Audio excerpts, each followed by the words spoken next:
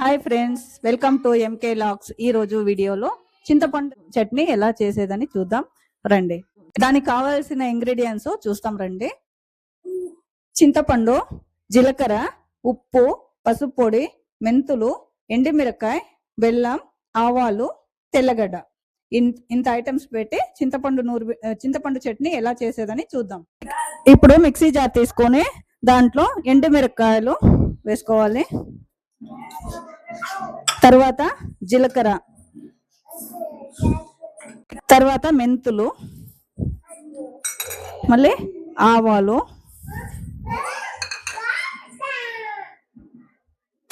మళ్ళీ బెల్లం, పసుపు పొడి, తెల్లగడ్డ, కావలసినంత ఉప్పు. చింతపండు నానేసి పెట్టుకోవాలి, నీట్ గా వాష్ చేసి పెట్టుకుని మళ్ళా ఇది ఫస్ట్ గ్రైండ్ చేసి మిక్సీలో ఉన్నదాన్ని ఫస్ట్ గ్రైండ్ చేసుకోవాలి. తర్వాత చింతపండు వేసి గ్రైండ్ చేసుకోవాలి.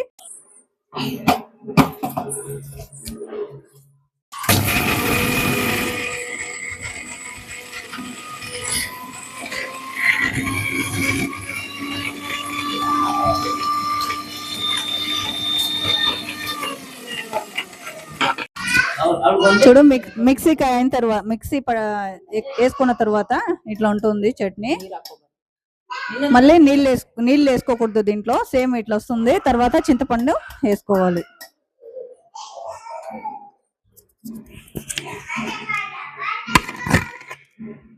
వాటర్ ఏమి యాడ్ చేయకూడదు. మిక్సీ వేసుకున్న తర్వాత ఇట్లా డైరెక్ట్ గా చింతపండు వేసుకోవాలి.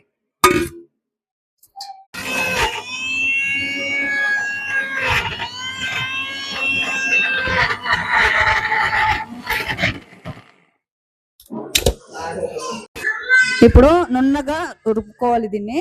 చూడండి, ఇంకా కొంచెం రుబ్బుకోవాలి. వాటర్ అంతే, దాంట్లో ఒక చూరు కూడా మిక్స్ చేయకూడదు. దాన్ని స్పూన్ లో కలిసి గ్రైండ్ చేసి తీసుకొని ఇట్లా మనం ఒక బౌల్లో తీసి పెట్టుకొని దీనికి తిరుగుబాతు పెట్టుకోవాలా. ఆయిల్ హీట్ అయిన తర్వాత ఆవాలు, కొంచెం జీలకర్ర,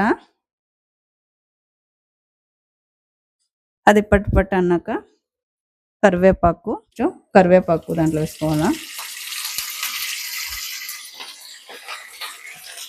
అది చిట్టపట్టలాడిన తర్వాత దాన్ని తీసి చట్నీలోకి వేసుకోవచ్చు.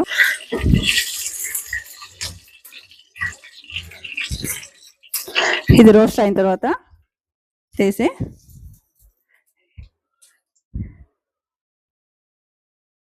చట్నీ రెడీ అయింది.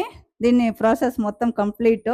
ఇప్పుడు ఇది బాగా నీట్గా ఆయిల్ వేసినాం కదా, నీట్గా కలుపుకొని మనము ఉడకన్నం బాగా అన్నం పెట్టుకొని బాగా మిక్స్ చేసుకొని తింటే చాలా చాలా బాగుంటుంది.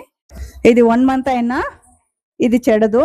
వాటర్ అంతా వేయకూడదు దీంట్లో. వాటర్ వేస్తే బిన్నె చెడిపోతుంది.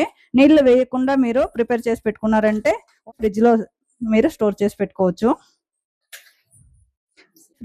అన్నం అయిన తర్వాత ఎట్లా చూపిస్తాను, చట్నీ వేసి ఎట్లా ఉంటుంది అనేది ఒకసారి మీకు చూపిస్తాను.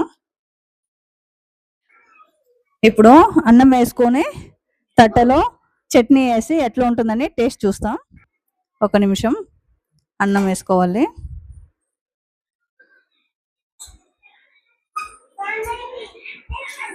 ఇది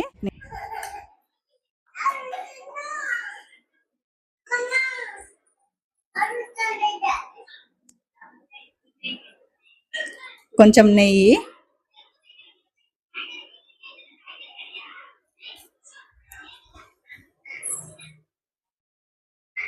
బాగా మిక్స్ చేసి టేస్ట్ ఎట్లుందనేది చూస్తాం.